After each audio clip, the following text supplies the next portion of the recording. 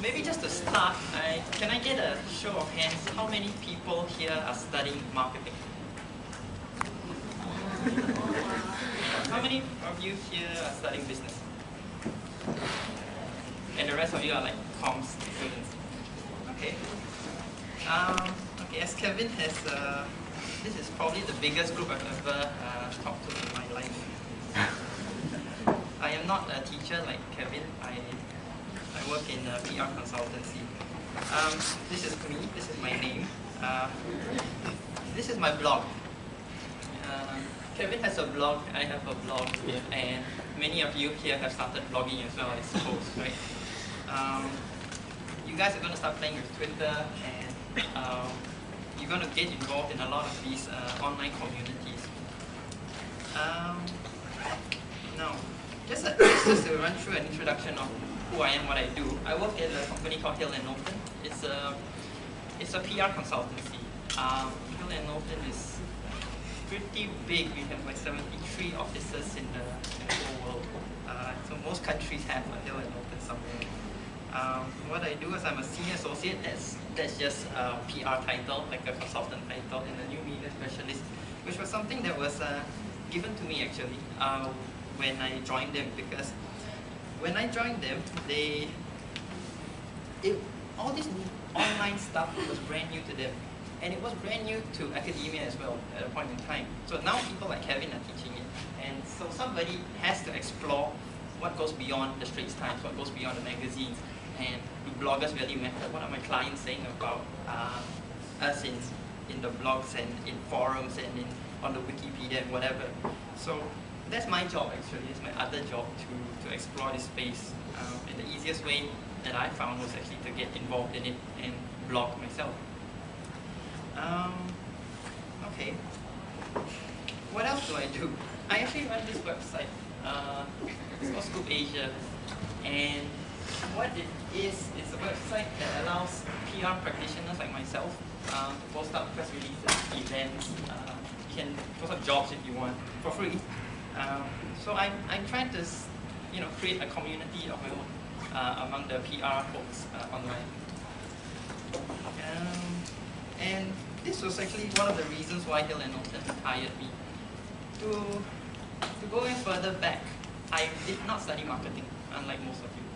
I studied journalism. I was a journalist for about 3 years before starting this, and then subsequently being hired by Hill & Knowlton.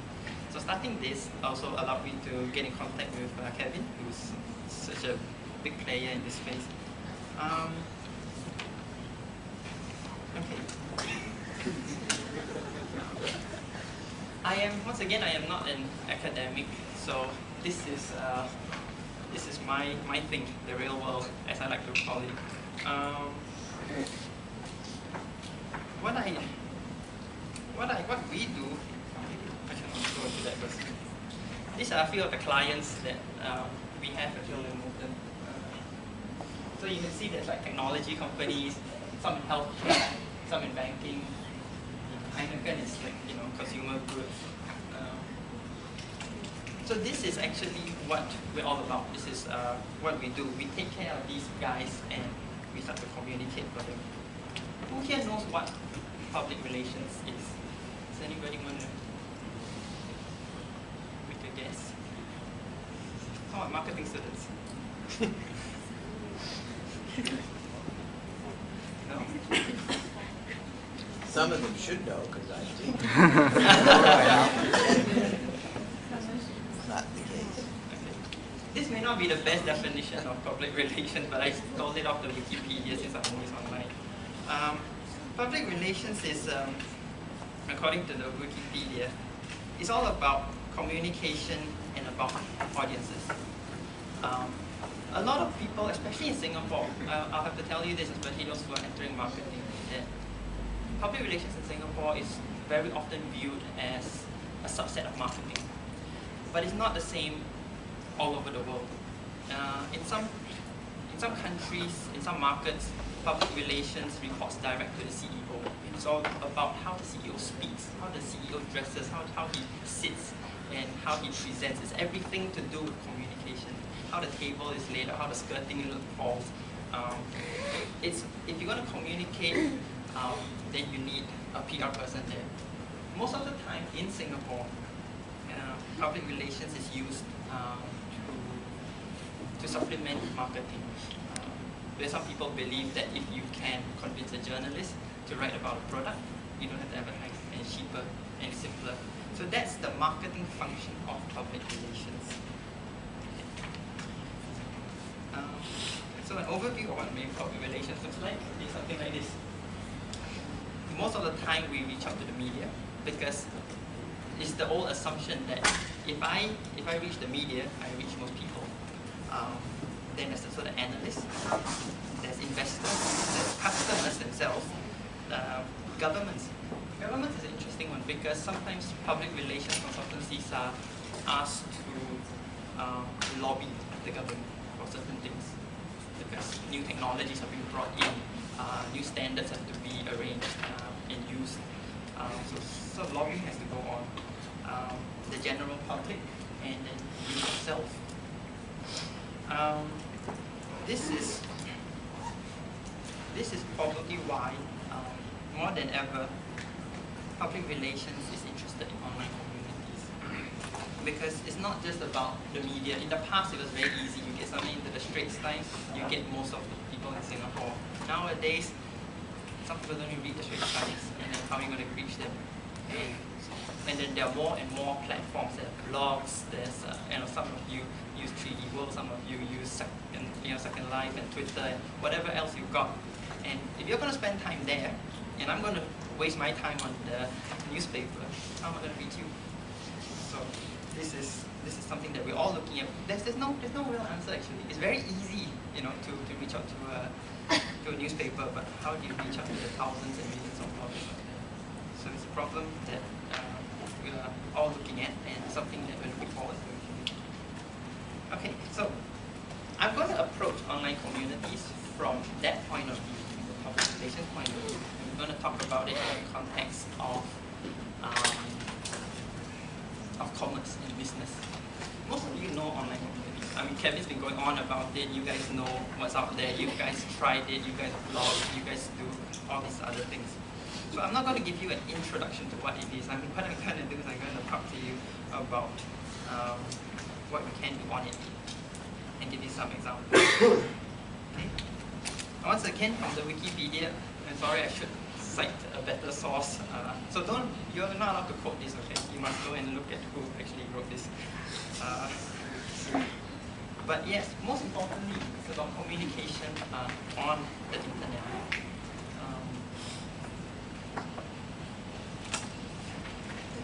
Could you go back to one, just like that ingredient?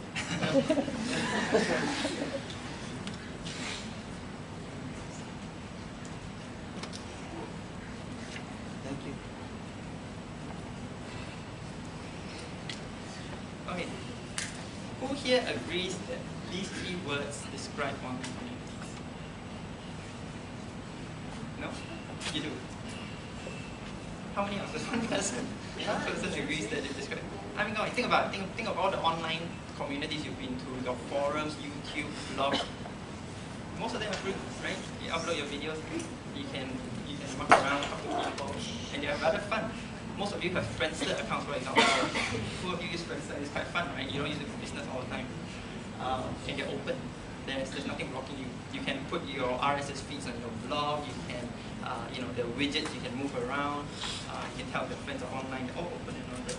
Yeah, this is true. But what a lot of people fail to realize sometimes is that if you have a community, you have a business. This is actually the same concept as a newspaper, as a magazine, and any other media out there. The easiest way that they knew to sell to this community was advertising. Subscription, you might think about when you pay for like $4 for Herbal or something like that. It doesn't actually profit the company very much. That is just like the cover overheads. What they do is they make money from ads, and because the important thing is to harness the community here. And the same thing is actually happening online.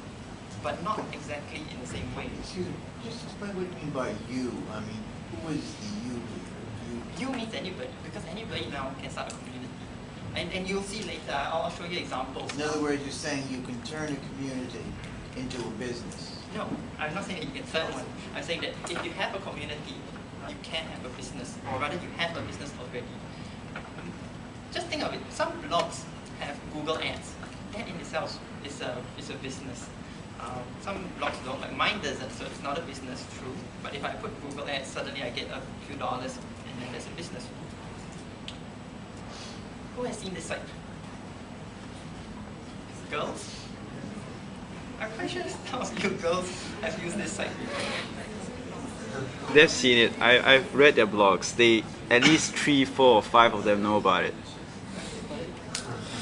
I didn't know about Cozy Cot until sometime. What does it say there? Cozy Cot? Yeah, that's right. Cozy. It's like it's an online forum, mostly for girls. And what's really fascinating about this thing is that the audience is really huge, especially the one.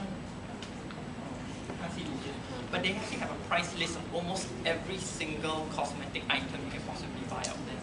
And what happens is, and all Singapore prices, in Malaysia, all some of these girls, they put up photos of themselves, and then they say, look at this product, and look at this new thing I found. And what has happened is that a phenomenon that some shops actually get a whole lot of people coming through there, wanting up all their stock, and they don't know why. And it's actually due to some of these communities. This community I know has done it, and that's proof of. Okay, this is not the community owner. It's not the website owner who has created the business, but the community itself is starting to use the platforms for commerce and for business of their own. This is another one. This one, what happens here is that some stuff if you're into shopping, some stuff you can't get in Singapore. What this does is it helps you gather a whole lot of people, and then you all agree to say import stuff from the US. Say before Gap came to Singapore, where do you get it from? So from the US, right? So you put up all your sizes, exactly what model you want, and then they send an order, and then they get it in bulk, so you save on shipping. And this is what they do. But this is another community that has mobilized itself for commercial purposes, for businesses, and businesses benefit big time from these things. So these are some examples in Singapore. This is another one. I like shopping, so I'm going to show you my shopping. This is another one where people SMS discounts that they find. Say if I'm walking around, like Vivo City, I look at Tommy Hilfiger that says 20% discount. You just send an SMS and it gets put up here. And what happens is that you on your mobile phone, you can access this website as well, and you will get the same information coming down to you. So when you're walking around, you know what's going on. So another way, business is being run because of a community, because they're online communities. Okay, this is okay. This one I'm quite sure the guys will know, right? There's a lot of commerce that goes on here besides the ads that out there, and besides the fact that SPH has bought Hardware Zone. I have bought and sold things on Hardware Zone. And the stuff that come on into the classifieds moves so quickly, new mobile phones, new laptops, whatever it is. And look at the size of this community, 254,000 members, almost 7 million posts. That is a very big community. In fact, if you think about the membership size, you know how many newspapers are printed every day for Straits Times? The circulation is 300,000. That's almost as much. What is thread? Threads are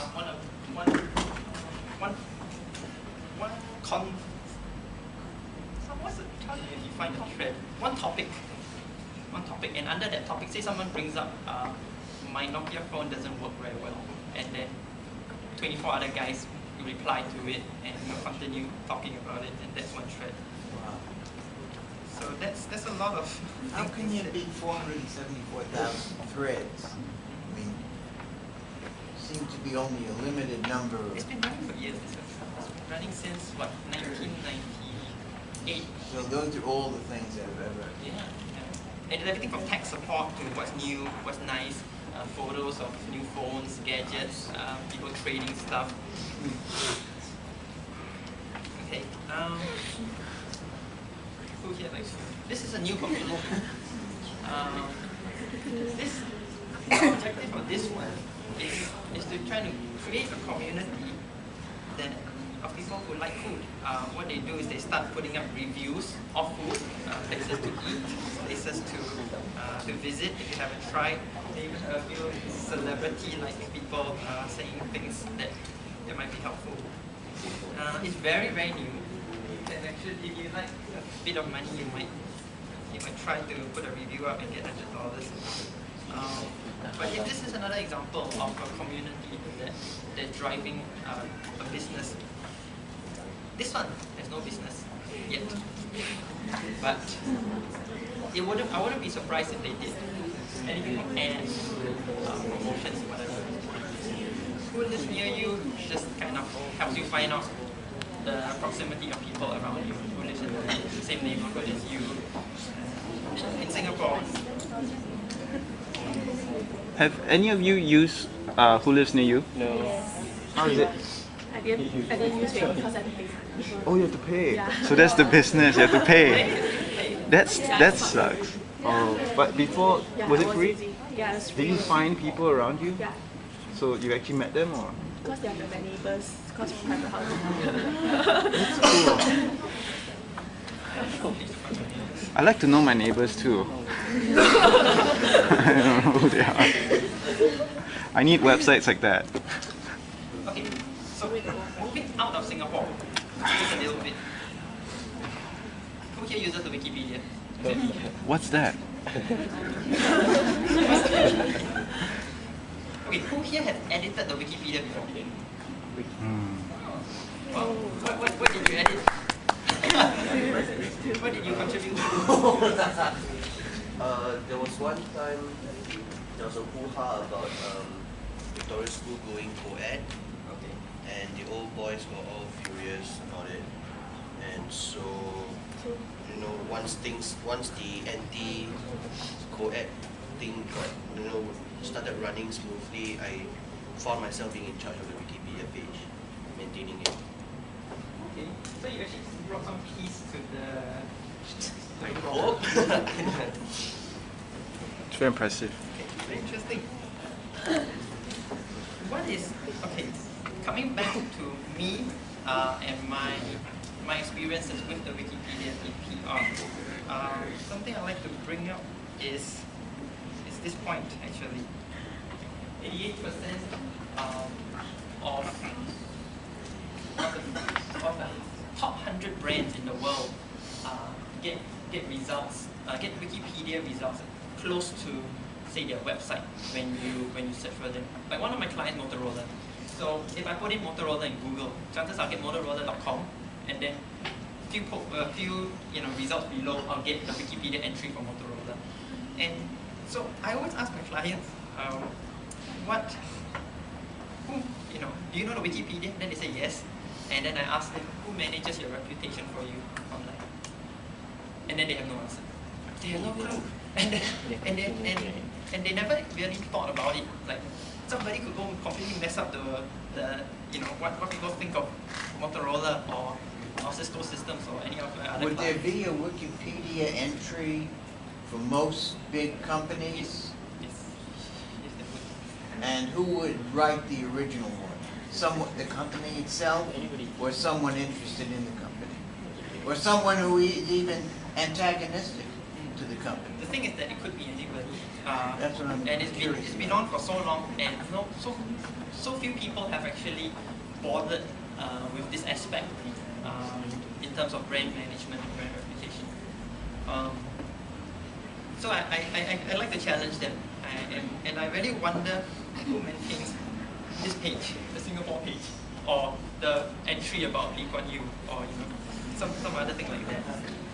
I get the feeling that the government doesn't always maintain everything, and maybe it might like the look to that.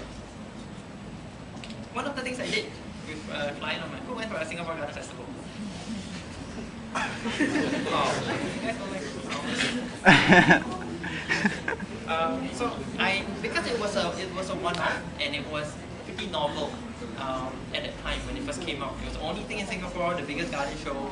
So, and Parks, one of our clients again, went to them and said, look, why don't you put up a Wikipedia entry?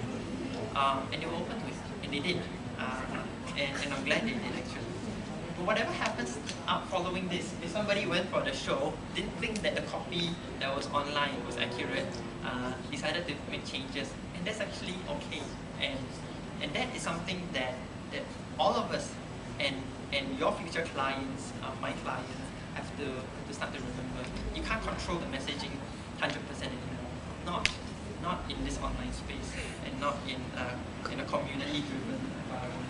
Is there someone who ultimately, when you look at the wiki entry, when someone is trying to change it or make comments, the changes are wrong or negative or abusive, is there someone who can prevent that? I mean, the basic question is who's in charge here? You know, there was, I think, a television program called Who's in Charge Here? 7 employees the last time. 7 employees. Of whom? Of Wiki? Yeah, the people who run the Wikipedia itself, I think there are only 7 full-time staff. Everybody else, at least the Wikipedia. So they monitor all the entries? No, they don't. They do some. They do for like really controversial things, like during elections, people, completely destroy the George Bush page or something like that. Yes, they do take care of that. But everything else, from this to brands to what the guy did the other time, it's all volunteers, it's all the general public. People who have a stake in it, people who care enough about it, they come here. So there could be contradictory things. They could. And someone says X is wonderful, this is Y, X is terrible. They would both be on the page? Well, just to add on, as I discussed with class before, one of the tabs up there has this thing called discussion. And so every page has a forum in the background where people can discuss what should go up and what should not. Okay. So they have editors, people like Renhao, for example, people who, let's say, take ownership of a particular page because of personal reasons, let's say personal affiliations with the company or personal favorites or interests in a particular item whatsoever. So they take ownership of a page, and whenever there's a dispute like that, we've seen that before. What Wikipedia does is that they lock the page until the dispute's resolved, and then they'll publish the agreed findings. So if you use Wikipedia a lot, you'll see status messages that appear sometimes, especially let's say in disasters, let's say 9/11, where the page gets updated by the minute. It's insane. So what happens is they'll lock it down, and then they'll sort of like nominate one person to sort of like be the person who approves everything. So what's happening here is that there's an emergent organization. It's not something that's naturally agreed on. I mean, that's not something that is formally agreed on, but people's status or moderator status in Wikipedia is something that is given to them over a period of time by other people as well. So it's an emergent kind of organization that happens. Yeah.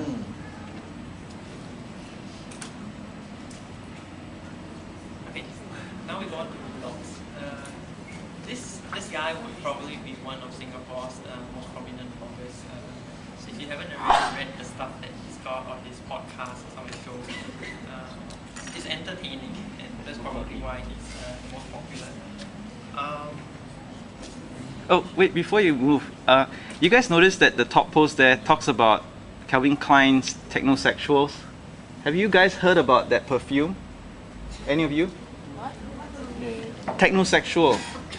The perfume is called Into You.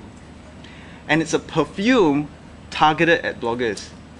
My question here is, who's going to be able to smell you if Virtual smell. So do you have it? I wish. I don't know. I wonder what it will smell like. Maybe a burnt computer or something. I don't know. Yeah, fried hard drive. Yeah, it's just absurd. I don't know. We talk about metrosexual and retrosexual. Yeah, so if you guys have time, take a look at the campaign that Calvin Klein has for that. You see this guy and this woman like gazing into the sky and with a computer. Oh, the girl actually has a MacBook in front. It's like gazing away. It's like, what the hell? No, Apple. Maybe, yeah. It's branded. Okay. Who wants to make a guess on the numbers? Post. Yeah, I guess it's close. It's the average number of visits this guy has a month. And what is quite amazing about this is that this number is bigger than the distribution size of FHM Singapore. And the content is roughly the same, entertainment, funky stuff to do with the local scene.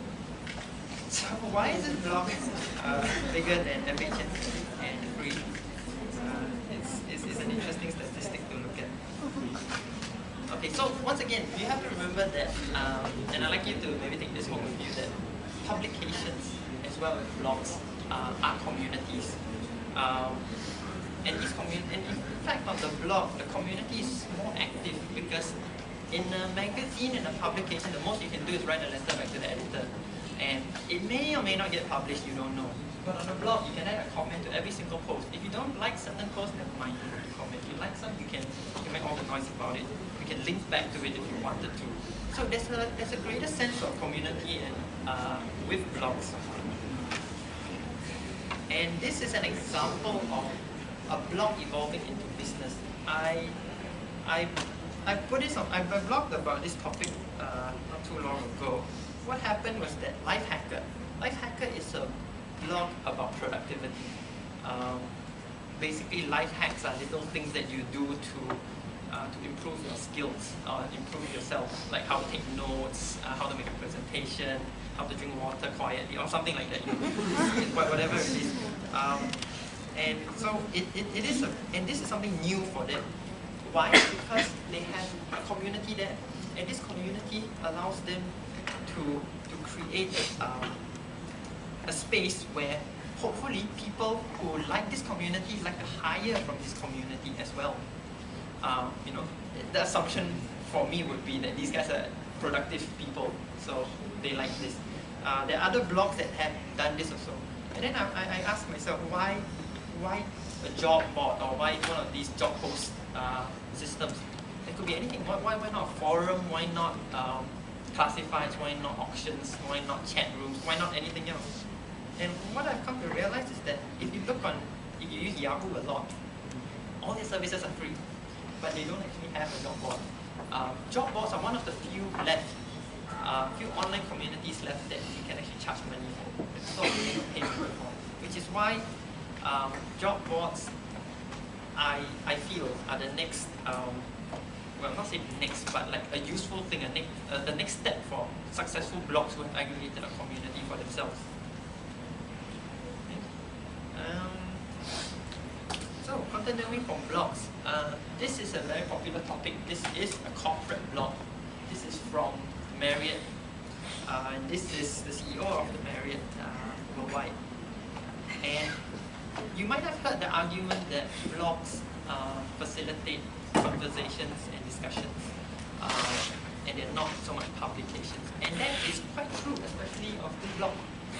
If you can see, most of these posts that are put up have comments, which means somebody is talking to this guy or to this company, if you like to put it that way, about the stuff that they talk about and the stuff that they're putting out. So when you can't take an advertisement and on say the newest hotel rooms with the fanciest beds at the Marriott and say I want to communicate backwards through it. There's no way you can do that because it's a flat ad.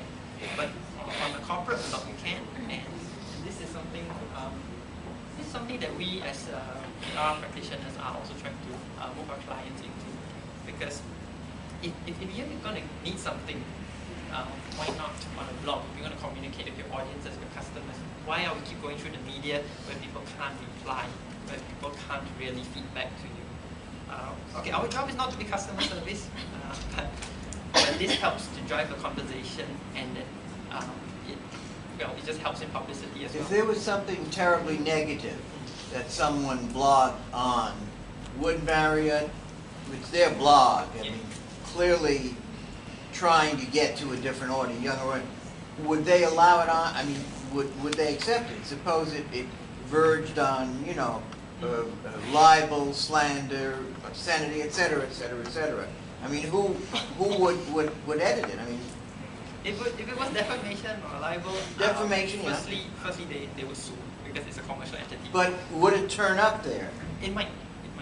Okay, that's the other thing that we have to get to and remember, because when we start to approach some of these online communities, yeah, similar to the Wikipedia, you tend to lose control a little bit. It's almost like me standing here and I say something wrong. You can't quote me on that because I already said something wrong. And sometimes, and unlike a press release or an advertisement, you can dumb it down, you can make it so perfect, so clean, but here you're having a conversation.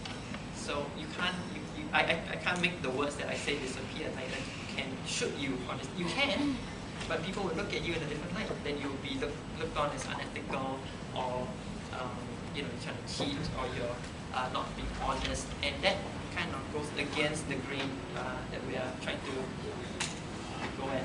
Because it is a difficult thing here. I understand, and a lot of my clients refuse to acknowledge any of these because they say, we can't control it. What's the point? You know, we're going to get ourselves in trouble. I'm going to lose my job, or what if something goes wrong? Well, the whole basic nature of the internet that gave it its glory, it was anarchic.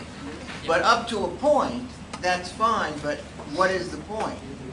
I mean, how much can you, or do you want to control it? I think that's up to you and up to your organization. That's even up to you on your own personal blog. I don't know how to answer that question actually, because it's not something that you can answer. What I would tell my clients is that you should be open. If you did something wrong, you have to communicate and say, you're sorry, or I admit I'm wrong, or there's a mistake, there's a fault, we'll do, you know, recalls of products or whatever. And I think that's also the trend moving forward. That you want to communicate directly to the customers. You don't just want to use the media, you don't want to use channels like advertising and all that. So this actually helps a lot. I'd like to add something. There's this notion about how, you know, you can have customers, but you can also have fans. And I think this sort of corporate blogs, for example, allows fans to assemble together. And the idea is that on blogs like these, it's not just conversations between two persons, let's say the blogger and a particular customer, but a conversation that's made public. So even the fans themselves can sometimes defend the company as well. And we've seen that happen to Dell on their blog as well. So it's pretty fascinating that you start to see goodwill happen on its own. So it can be a good thing if someone does something wrong against the company, because it serves as a way for the company to tell how passionate their users are towards them. So there's just another motion also. But it does come in different forms. For example, this one, the Google blog. This is probably one of the best examples I know of a corporate blog. But if you notice, they don't allow comments. They don't allow you to to say something bad about them. But yet it works for them, because what we found is that the Google blog, fans of Google or even the media, they wait on the fringes of this blog for announcements from Google. It's practically their PR channel. It's their press release wire. They don't issue press releases as usual. And that actually works very, very well for them. And it's also a testament to their own product, because they have bought Blogspot or Blogger.com, and they just place their blog on their own system. It has gone down before, but then it's come up again, and it still works pretty decently. Okay. Who here does not have a Friendster? Really? It's a MySpace. Oh, you use MySpace? Most Singaporeans are on Friendster actually. I have come to find. It's just a really big amount of people in the Philippines, Singapore, Malaysia. A lot of them use Friendster a lot more than MySpace. So the question here is, what commerce goes on? Okay, besides the Google ads, actually. What commerce goes on? What can PR do as well in this space? I mean, you just connect the friends. So what else can we do? You know, we can't publish anything, we can't say anything, we can advertise, but that's about it. But this, You can. yeah, no, I'm sure it's not. What can you do? What would you do if you had Because friends? the thing is that Friendsters now have blogs. So what you can do is you set up a company profile, and then you do your blogs and stuff. And then so Friendster has started another function which is like grouping. So if you are, let's say like you're a company dealing with certain product and you have a certain following, people can actually join your group and start the discussion on its own without even you having to do anything. Have you ever seen a company use Friendster for that? Or is it just Not really individuals? companies, but bands. But this one is much bigger in MySpace actually. Yeah, MySpace has MySpace Music, which allows bands to upload like their music to the site and advertise. And then people like they add the band to their friends list, so it advertises the band to their friends too. And the bands can use MySpace to disseminate information about touring and stuff, and the music also. I want to see somebody do something on Friendster in our market actually, because that's something that we haven't seen. Here's another example of this is MySpace. This one, what Apple did when they launched the iPods, right? They did a colored profile. They had the black, the green, the blue, the pink, and all that of the nanos. And so they created each profile, and then they allow people to add friends and discuss and get updates from these profiles. Something like the music one, something like the discussion groups. But if I haven't seen, if you guys have seen, do let me know in Singapore, what people have been doing in this space, because this is something pretty interesting actually. Social networking, because most people, as we said at the front, a lot of people see it as free, fun, open platforms, but not as marketing channels. And it need not be a bad marketing channel, because you know, if you really like the iPod, you would really want to go and be part of this community, and you really want to get updates, you want to know what other people are listening to on their iPods and whatever. Yeah, I got something to add to that. But do you want to say something first? Yeah, I actually know of some small businesses that use MySpace to advertise. Yeah, like especially those really small online businesses, like people who make stuff and sell it. Okay. So they create a MySpace page and they have all their products there and link to the main website. I've seen that happen on blogs. An extension of this idea took place for the upcoming presidential elections for the US. I don't know if I wrote a blog post about it. Basically, there's this site called Tech President, and the idea is that they put all these election candidates in MySpace. Probably somebody created it, but then you can friend your favorite candidate. It's almost like voting, so they can tell who's in the lead. Like Obama's in the lead right now with the most friends versus say Hillary Clinton, and they actually put it as like a stock market kind of chart, so you can see who's rising and falling. So it's very interesting. I mean, it's really taking. I mean, who knows? In future, you could vote for the next president of Singapore via my Friendster, because the same notion falls into place. If the authentication or security is strong enough, you could simply just friend the candidate that you like, and that'll be how you vote. So right now they're using it as a way of predicting who's going to win the elections. So it's pretty interesting. It is said that more people in America voted in the American Idol contest than voted for the winning candidate in the presidential election, and that's a fact. I mean, and it really brings one up short. Yeah. When you think about changes, what is interesting to people, and how the voting could be done. That Yeah. we talked about, yeah. Maybe better than the Gallup poll now. Oh yeah. Okay, this is Yahoo Answers. If you haven't already used this, what you do is you go out there and you actually ask questions to the community. So you can ask anything you want. You can ask which do you think is the more popular mobile phone, whatever you want to ask. And for a short time period, maybe a couple of days, I think people get to reply to your answer. What's really interesting about this is that the way Yahoo has positioned it. They have broken it up by countries. So you generally get a Singapore answer when you use Yahoo Singapore, and then Yahoo Hong Kong, Taiwan, whatever. It's all in the native language, and you get that community as well. What we have done here in Knowlton, is we use this for for public perception actually a few times. Like we have clients like GSK, it's a pharmaceutical, so sometimes they have like asthma-related drugs. So we ask them questions about asthma issues and what drug you currently use and how you find it and things like that. The response isn't like huge. It's not like 1,000 people sample size, but we get a feel of what some of these people are saying, and it helps us because sometimes we just target the Singapore market. So this is something actually quite useful. So it's like a free focus group. Focus group, yeah, I guess so. You could say that. But I mean, it's not a science because we don't know who these people are sometimes. It's not a sample to begin with. Yeah, it is. We'll be talking about it after. It's people who choose to participate. That's right. That's right. I mean, a sample by definition is, I have a population, I pick at random, and here not that it's not valuable, but it's people who have an expression and they want to participate, and you can't know whether it's representative of everybody. Maybe it doesn't matter. Yeah.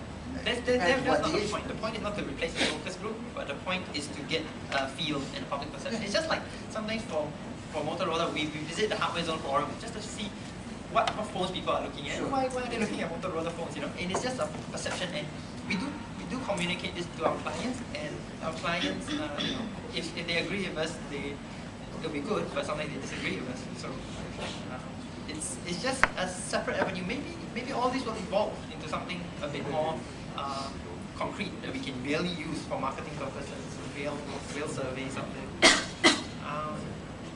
Okay, this is DIG. DIG is a very novel idea for news presentation actually. Some people call it the second level of gatekeeping. If you've ever studied journalism and understand how newspapers work, they call editors gatekeepers because they decide what news comes in and what news you read. So they set the agenda for you. This is a second level because the news sources are already up there. It's all published on BBC, CNN, wherever not. And these people put it up on DIG and say, and vote for which one is interesting to them.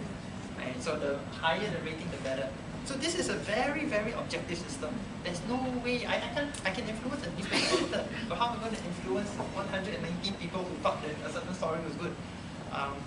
That's not the job of, that's something that PR cannot do. So here we have made a little bit of a brick wall, but it's not the end of this system because this example, Dell took the whole concept and used it for feedback.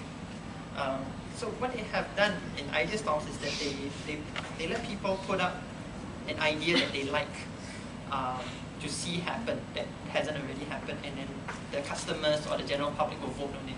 And as you can see, 100 over 1,000 people won Linux on Dell computers, pre-installed. And that is a market in itself. You sell 100,000 computers, it's a big deal. So it's very fascinating that some 100,000 people 100,000 said they wanted Linux installed. 100,000. That is to say, is almost a market in of itself. Yeah. In a way. I think I read yesterday the CEO was mentioning that they're about to roll it out. So they're actually going to practice what they preach. Amazing. Quite amazing. Okay, YouTube, the fun one. Everybody likes YouTube. What's interesting about YouTube is something like CBS using it. So you see commercial entities CBS, broadcast on TV and all that, and they run programs, they have shows. Personally, I don't watch very much TV, but because CBS was on there, I ended up watching some of just short clips, say of Craig Ferguson on the Late Late Show or things like that, because it just suddenly jumps out at you because somebody pointed it to you or something. So suddenly you get a different audience, different market for yourself, for people who never traditionally. In fact, we can't get some of the CBS programs in Singapore, so we can get portions of it here, the clips that are put up on YouTube. And this is just one example. And there are many others that do that. Not the illegal stuff, not all your anime and all that. Which Viacom yesterday sued YouTube and Google for $1 billion. So I don't know what's going to happen now. For what reason? What Oh, are they the content. putting part of? Illegal. All the content. They said that it's blatant ripping of all their content online. Interesting. So it's $1 billion. In other words, they would take a program that you couldn't get here on television and put it on YouTube, and you watch it on YouTube. Yeah, so That's I mean, these things. Let me say, are not. Some of you heard me say this. Are not evolutionary. These are become revolutionary. I mean, it's just beyond anything anyone could have conceived just 10 years ago. Yeah, there was something interesting I read today. New companies innovate, old companies litigate. So, Interesting. yeah. Back to Singapore. It's good for you. Look at this example. We've seen this ad on TV and all that, right? Somebody put it up on YouTube. 141,000 views. If you try to buy TV commercial space for this kind of audience, it's going to cost you a bomb. It's free. Suddenly, OSIM gets this strange new market that they never knew existed. And guess what? They didn't even do it themselves. Somebody else put it up for them. Oh, Easy Reloaded's another big blogger in Singapore. Yeah, Interesting bloggers. yeah. So you see what's happening here. Marketing is having a life of its own. People are just doing it on their own, and they get new audiences, new markets. Let me just run through really quickly. Second Life. If you haven't really seen it, you exist in 3D. Second Life is one of the biggest places that brands are going into.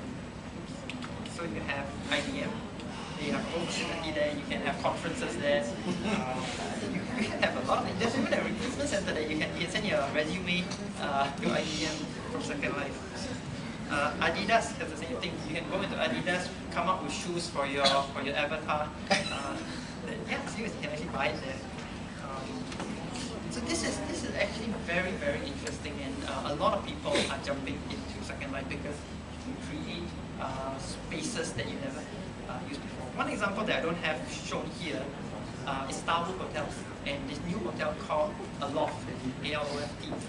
It's a hotel that's going to be built in San Francisco next year, and they did a whole concept when they launched it in Second Life. So you can actually see what it looks like in Second Life when you couldn't see it in reality because it's not built yet. So that's one way to do marketing, because, and this is where this platform gives you so much leverage. You put it on a website, people see flat screenshots. You go here, you can walk into a room and see the size of the beds. So it's a whole new ball game. Once again, community. At any one time, there's about over 30,000 people on Second Life. 4 million registered users, but that's a bit iffy, that number. And what happens is that the community goes out of Second Life and starts trading Linden dollars is what you spend in Second Life on things like eBay. So suddenly there's a new community, new transactions, new market for something else, new commercial reasons to exist in this community. And it all happens outside of the created community. The same thing happens in World of Warcraft. If you play the game, you know what it's like. Okay. Coming back to shopping. Who here buys clothes from Threadless? Superb. You know, you can gather all these people and use the spree. Yeah, you can do a group buy in there. Anyway, now for sale. Their sales are ridiculous. Their sales are like $10 a shirt, and the silk screen printing is incredible. I've actually met because it's not as accessible in Singapore, but I've met people wearing the same Threadless shirt as me before in the streets in Singapore, and I found it very fascinating. It shows how globalized we are. You know, we get goods like that. Okay, for those who do not know Threadless, it actually uses the community of people who design these t-shirt designs, submit it for competition. At the end of every week, there's a winner, and that winning design will be printed by these guys and sold. So it's a business run out of a community. So once again, you have a community, you have a business. And it gets even bigger because people in Singapore come together, buy in bulk, and then it's a bigger community. Yes? Does the winner earn anything? Yes, I think it's $200 Well, only 200 out of the total set. for 1 week. No, they win, as in for the design. They don't, they don't get money from the sale at all.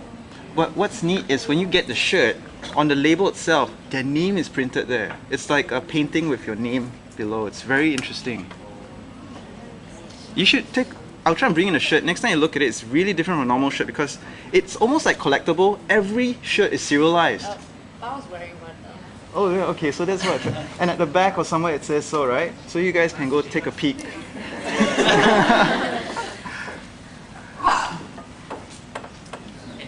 Very technical example, but you guys heard of open source software?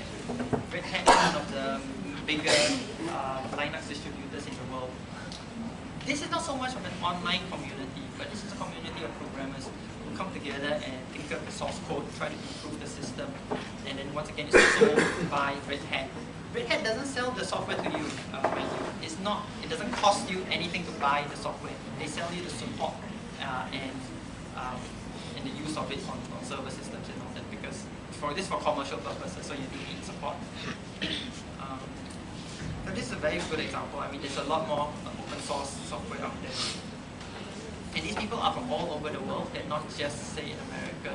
There are thousands and thousands of people. Okay, this will be my last example, but I like this one because this is a campaign that was created out of nothing. What Nikon did with their new D80 cameras, they started giving out a couple to people who like photography. And so what happens is that they took photos and then they gave it back. So that's why the tagline is, we gave them the new Nikon D80, what they gave back to us was stunning. And therefore the website was called Stunning Nikon. And then you'll be like /Ben if it's for Ben's photos, and /Kevin for Kevin's photos, and whatever. And they use the material for this is magazine ads. It's a magazine ad. So you create a community, and for your marketing purposes, for your publicity purposes, out of absolutely nothing. They didn't use MySpace, they didn't use any platform, they did it themselves. And this is just a prime example of how it works in online communities. Okay, so that's all that I have to share with you. Anyone got any questions? Any questions? Could I just ask you about the word real? About an hour ago, you said, I'm not an academic, I'm in the real world. Now, these worlds that we're talking about, in what sense are they real? What I'm trying to say is that 20 years ago, 10 years ago, people who would have talked about Second Lives would, and said, this is my avatar, would have been probably escorted quietly to the nearest psychiatrist and say, okay, you really need to get a life. I mean, a real life. We don't even know how real is defined anymore. Kevin and I have had this discussion. I mean, is it flesh and blood? I mean, so is there any concern here, and I don't like to be silly about it, that one gets so involved in this, which is important. I mean, I'm a marketer, I know all this, isn't it? But that it gets away from this life, and that life becomes more real than this life. Is that a concern anybody in your world is worried about? Or is it just simply what it is? It's a difficult question, but it's...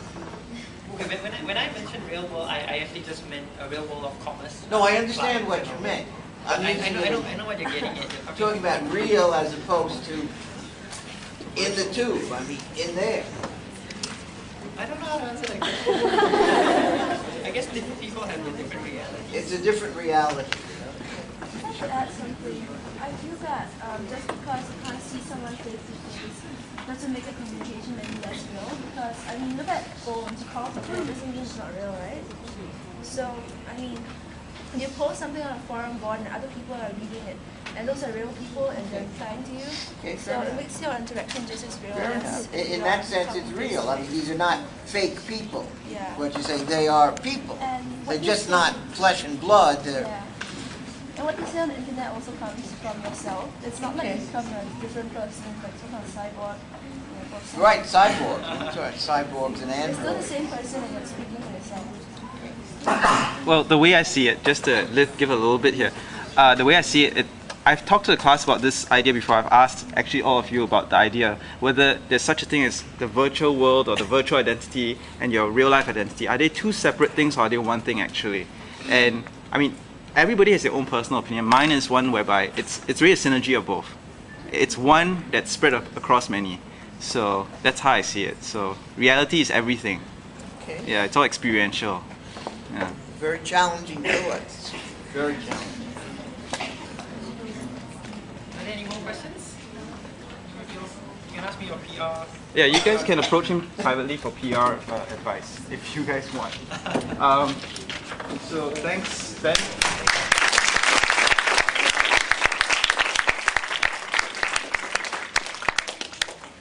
So I hope you guys learned a little bit about, or at least a lot, about how the PR companies or agencies engage online communities and online sources like this. Now, so Ben, you have a bit of time?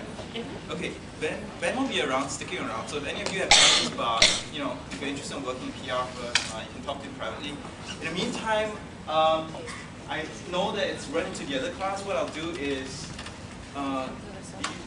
where's Leron? Wait, who's presenting next? Which group is it? From 242? Oh, they're in their room already. Okay. What I'll do is give you guys, now it's 11:38. Let's say 11:40, okay? I'll give you guys 15 minutes. Okay, I'll break. And then go back to that room at 55. Yeah, go back to that room at 55. So, I'm giving you a bit of time to rest, relax first, get your mind off. Go back to the room and we'll continue on from there.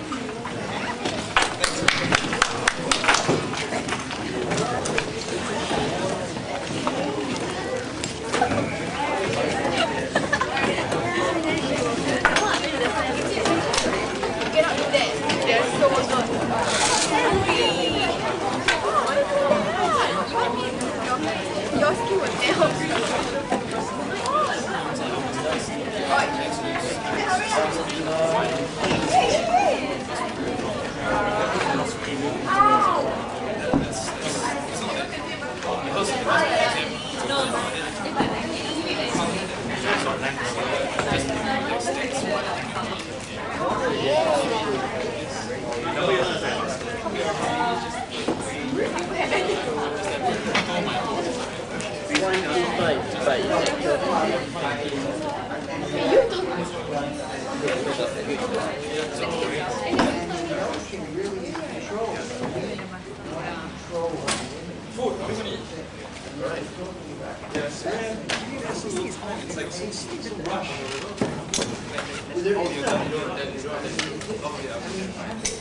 Have a good time.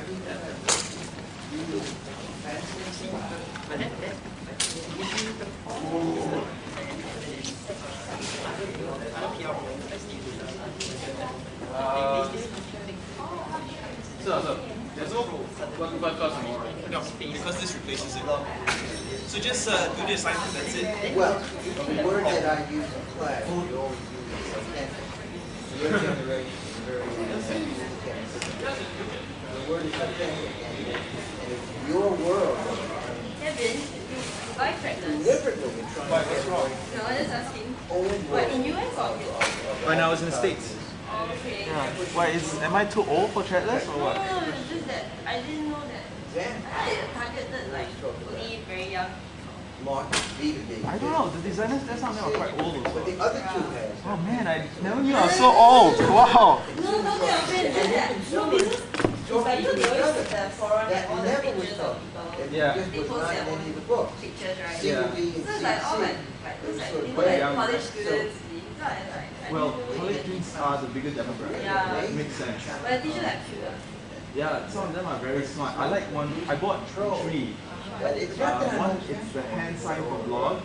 Oh, that one. I saw I that one. had to get that. And then the one that I find a lot of Singaporeans have bought it. Yeah. It's the one that says, what the future isn't here. Somebody lied to me. The future isn't here. God isn't what necessarily is on it. Just the fact that they have entered into my world. And what happened was that I met so many Singaporeans wearing that, and whenever I walk by and there's another guy wearing it, hey, then the guy will go, hey, and then we take pictures together. It's very weird. And I knew some pirated editions of it in Singapore. It's crazy. It's quite funny. It's funny. I went to Bugis Street.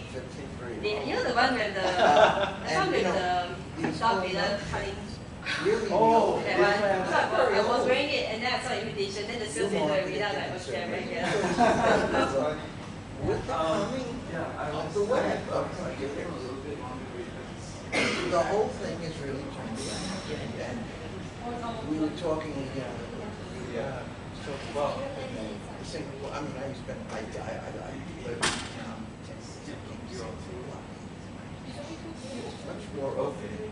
Remember, believe it or not, you know, we didn't really open it. And apparently, that Singapore government, I guess made up its mind they're not going to shut down blogs. I mean, they probably could if they wanted to, but instead what they've done is really